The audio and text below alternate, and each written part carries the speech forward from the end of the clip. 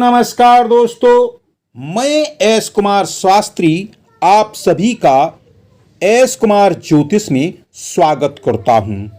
आज हम जानेंगे कुंडली के लग्न दोष और उसके उपायों के बारे में। लग्न कुंडली में लग्न भाव सबसे महत्वपूर्ण भाव होता है। इस भाव को केंद्र और त्रिकोण दोनों की शक्ति प्राप्त होती है। दोस्तों, यह वीडियो थोड़ा लंबा हो सकता है। आपको लग्न दोष समझने के लिए इसको पूरा देखना बहुत जरूरी होगा। आपको कुंडली में लग्न दोष क्या है यह पूरी तरह समझ में आ जाएगा।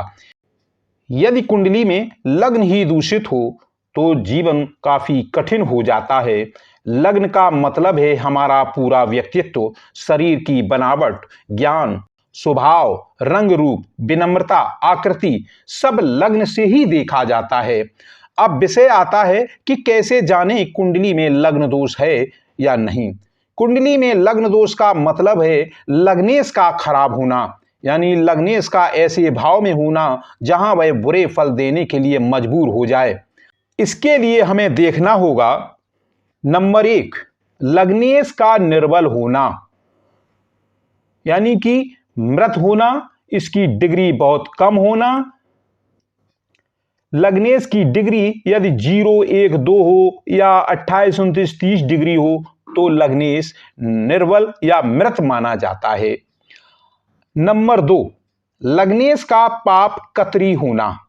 जब लग्नेश पाप ग्रहों से घिरा होता है, जैसे राहु शनि के बीच में यदि लग्नेश हो तो लग्नेश को पाप कतरी दोष लगता है। नंबर 3, लग्नेश का त्रिक भाव में होना। त्रिक भाव का मतलब होता है छठे भाव, अष्टम भाव और 12वें भाव को त्रिक भाव कहते हैं। ये तीनों भाव कुंडली के सबसे बुरे भाव माने जाते हैं। नंबर 4, लग्नेश का नीच का होना, यानी लग्नेश का नीच राशि में होना। नंबर 5, लग्नेश का अस्त होना। कुंडली में राहु और केतु को छोड़कर कोई भी ग्रह सूर्य के पास खास डिग्री पर आता है तो वह अस्त हो जाता है। सभी ग्रह अलग अलग डिग्री पर अस्त होते हैं। अब विस्तार से समझते हैं इसको। मान लेते हैं कुंडली मकर लग्न की है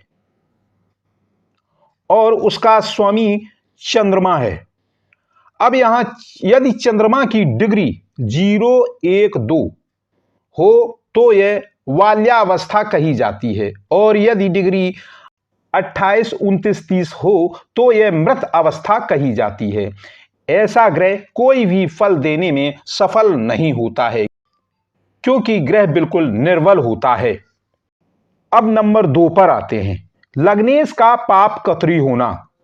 अब यहां मान लेते हैं चंद्रमा 10वें भाव में बैठा है और राहु 9वें भाव में बैठा है और शनि 11वें भाव में बैठा है और इसमें कोई भी दूसरा ग्रह ना बैठा हो तो यहां पाप कतरी दोष लगता है। यह लग्नेश को कभी अच्छे फल नहीं देने देता है। यह दोष सभी अच्छे फलों को काट देता है। नंबर 3, लग्नेश का त्रिक भाव में होना। 6 भाव, अष्टम भाव या 12वें भाव को त्रिक भाव कहते हैं। ये भाव अच्छे नहीं माने जाते। इनमें बैठे लग्नेश को लग्न दोष लगता है।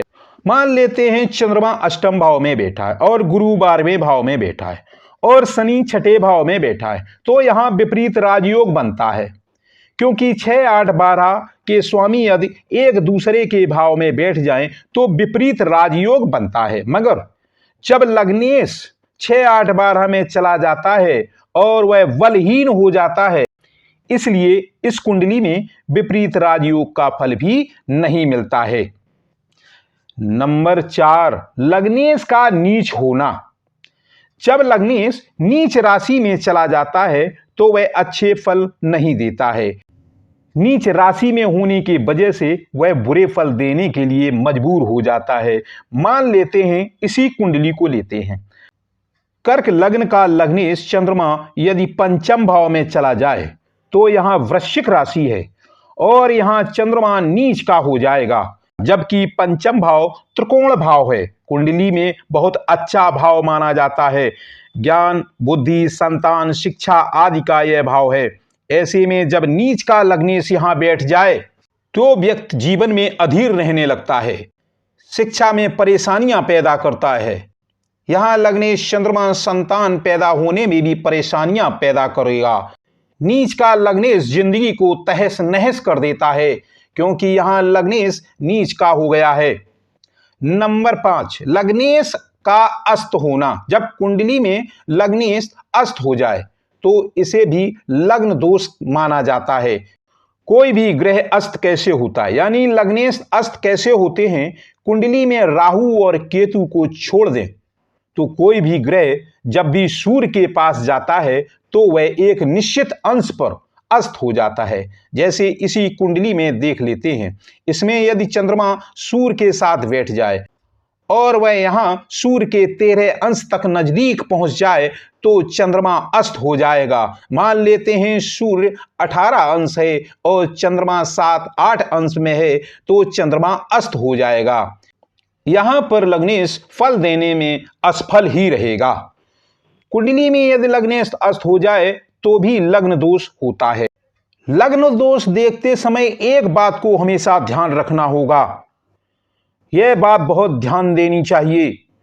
यदि कुंडली में लग्नेश शनि हो और वह त्रिक भाव में बैठा हो, 6, 8, 12 में बैठा हो तो उसे लग्न दोष नहीं लगता है, क्योंकि शनि 6, 8, 12 भाव का कारक ग्रह है। और यदि 6, 8, 12 में शनि बैठा हो तो वह इन भावों को बलवान बना देते हैं। हालांकि वह यहाँ कुछ बुरा फल जरूर देते हैं, मगर शनि यहाँ जातक को पहले ही यहाँ इतना समर्थ बना देते हैं कि शनि के बुरे फल सहने की उसमें बहुत ही दृढ़ता आ जाती है।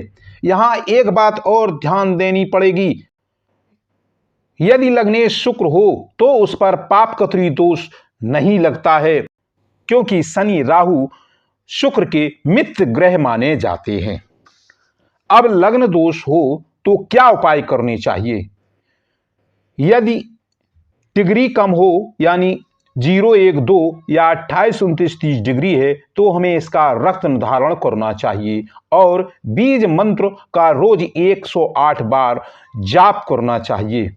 और यदि लग्नेश पापकत्री हो तो हमें देखना होगा कि लग्नेश किस भाव में बैठा है। यदि लग्नेश किसी अच्छे भाव में बैठा है, जैसे 4, 5, 9, 10 एक भाव में बैठा है तो हमें रत्न धारण करना चाहिए। और यदि लग्नेश 6, 8, 12 भाव में बैठा हो तो हमें इसके बीज मंत्र का रोज 108 बार जाप करना चाहिए। और यदि लग्नेश त्रिक भाव यानी कि 6, 8, 12 भाव में बैठा हो तो हमें सिर्फ बीज मंत्र का ही जाप करना चाहिए। और यदि लग्नेश किसी अच्छे भाव में नीच का है तो हमें रत्न भी धारण करना चाहिए और उसके बीज मंत्र का भी जाप करते रहना चाहिए। और यदि लग्नेश अस्त हो गया है तब भी हम रत्न धारण कर सकते हैं और बीज मंत्र का जाप कर सकते हैं। मुझे लगता है लग्न दोष आपकी समझ में आ गया होगा। यदि कुछ शंका हो तो आप कमेंट्स करके हमसे पूछ सकते हैं। फिर मिलेंगे अगले वीडियो में। धन्यवाद।